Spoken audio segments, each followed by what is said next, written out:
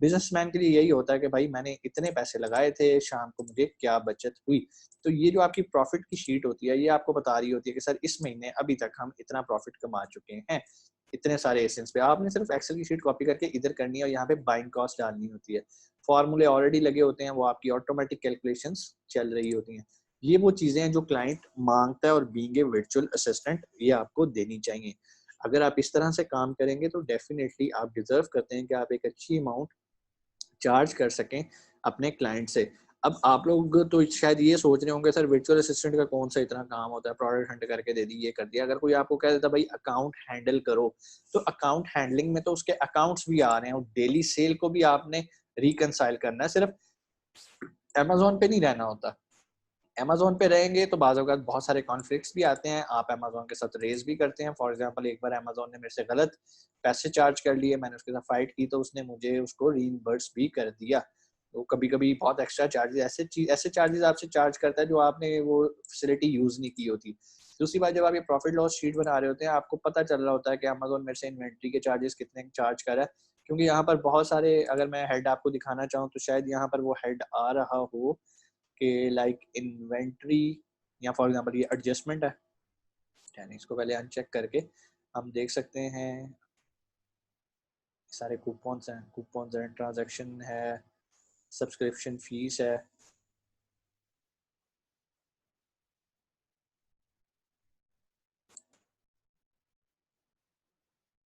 Adjustment है, चलो adjustment देखते हैं उसने क्या मेरे को डाली हुई है।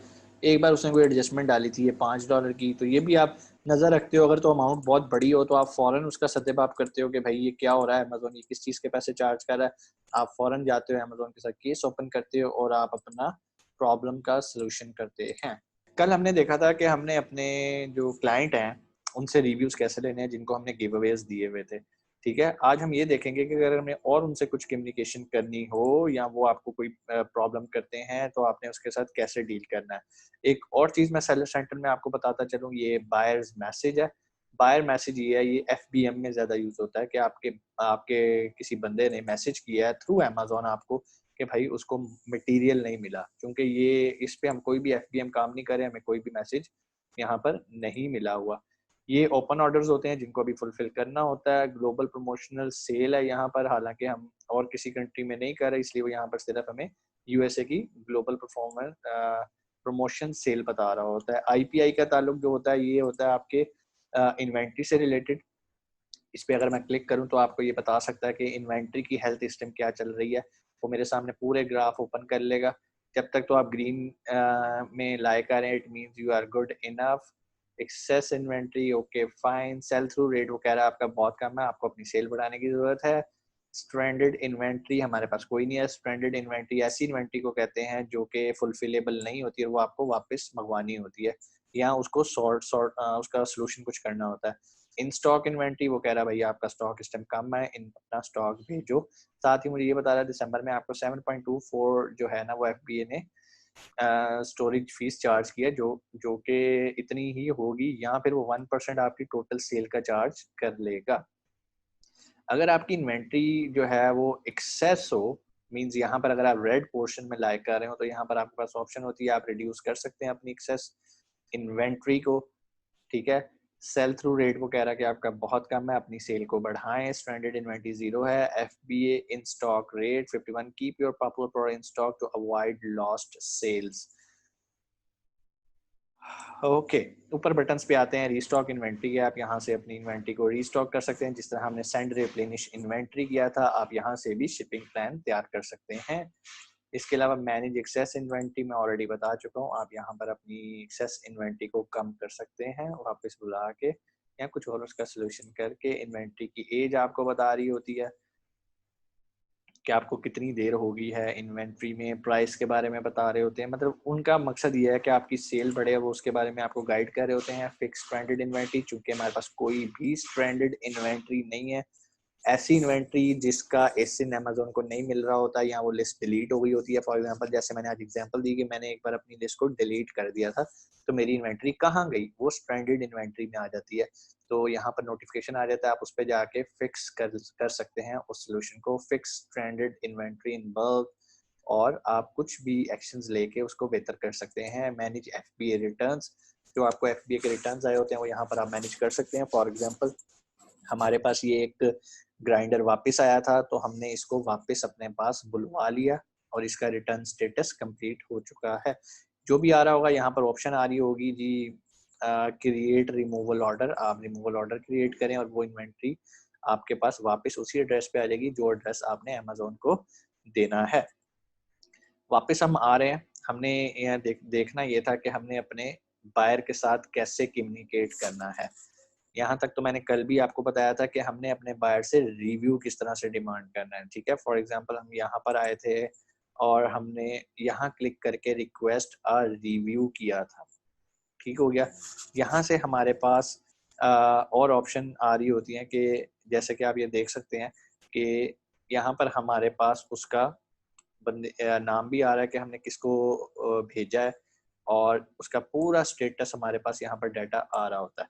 अब यहाँ पर एक वर्ड लिखा हुआ है कॉन्टेक्ट बायर, आपने अपने बायर से कॉन्टेक्ट करना है। वैसा मतलब हरगिज ये नहीं है कि आप लिजा को अभी फोन करेंगे और लिजा क्या हाल है, ठीक ठाक हो, कैसी लगी प्रोडक्ट और ठीक ठाक है, तुमने 5 स्टार रिव्यूज क्यों नहीं दिए अभी तक, ऐसा हरगिज नहीं होएगा, ठीक है। Amazon आपको बड़ी लिमिटेड एक्सेस देता है अपने बायर के साथ कम्युनिकेट करने के लिए। ये कुछ ऑप्शन हैं जो वो आपको अलाउ करता है, ठीक है। हो सकता है आपकी कोई वो जानने वाली हो और आपको या उसने कोई आपको बैड फीडबैक दिया हो, आप कर्टेसी में आके उसे कहते हो अच्छा जी मैं तुम्हें रिफंड कर देता हूँ, तो आप इस ऑप्शन को भी सिलेक्ट कर सकते हैं। जैसे ही आप करेंगे फिर लीजा को एक ईमेल चली जाएगी, आप यहाँ से उसको सेंड कर सकते हैं। आप उसे बता रहे हैं we like a full refund, please reply for full refund, और उसको पूरा रिफंड हो जाएगा। अगर उसको कोई शिपिंग में प्रॉब्लम आ रही है, लाइक आपने कोई ऑर्डर शिप कर दिया लेकिन उसको अभी तक नहीं मिला, और ये ज्यादातर एफबीएम में होता है, तो आप यहाँ पर भी उससे कम्युनिकेट करके सेंड कर सकते हैं, ठीक है।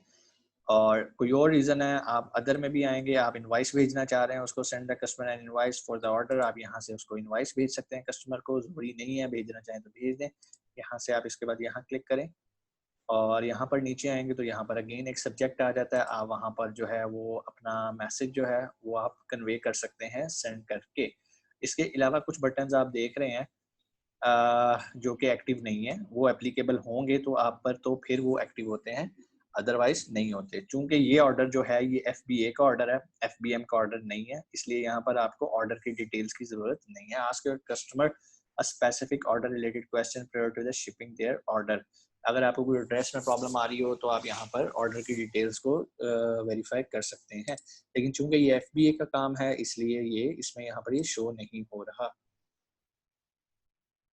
तो अभी आपने देखा कि आपने अपने बायर के साथ कम्युनिकेट कैसे करना है। अब मैं आपको एक नेक्स्ट चीज बताऊंगा कि आपने अमेजोन के साथ कम्युनिकेट कैसे करना है। यही दो चीजें ऐसी हैं जो कि एक वीए के लिए बड़ी इंपॉर्टेंट है कि बायर के साथ कम्युनिकेशन कैसी है और अमेजोन के साथ कम्युनिकेशन कैसी है। अगर आपके पास ये दो स्किल हैं तो आप एक अकाउंट को अच्छा चला सकते हैं। जब भी आपने अमेजोन के साथ कम्युनिकेट करना है तो उसके दो मेथड्स होते हैं। Number 1 is phone call, number 2 is आप केस ओपन करते हो, आसान अल्फाज में कहो तो अमेजोन को ईमेल करते हो। दोनों के बारे में हम अभी जानते हैं।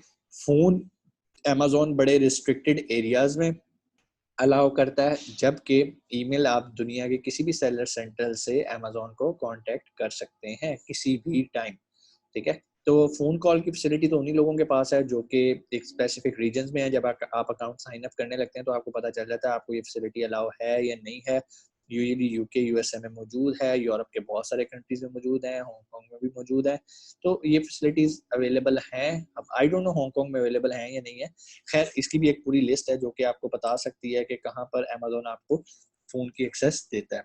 लेकिन मैं आपको मजे की बात बताऊं, फोन पे भी प्रॉब्लम्स ज्यादातर क्लियर नहीं होते, क्योंकि आगे जो रिप्रेजेंटेटिव फोन पे बैठे होते हैं उन्हें अमेजोन की पॉलिसीज का ज्यादा नॉलेज नहीं होता। इसलिए मैं हमेशा रिकमेंड करता हूँ जब भी आपने अमेजोन से बात करनी है कोई ऑथेंटिक बात, एक होता है जनरल क्वेश्चन करना कि यार ये मुझे बता दो इसका क्या सोल्यूशन है, वो डायरेक्ट आपको लिंक भेजते हैं, आप उसको सोल्यूशन कर लेते हैं।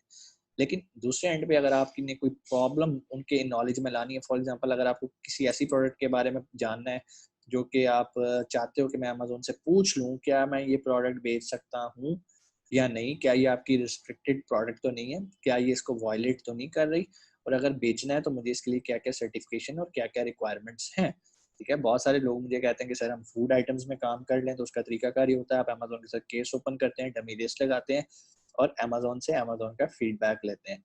तो सारा काम अमेज़न के प्लेटफ़ॉर्म पे मौजूद है, जो कि इस बटन में मौजूद है।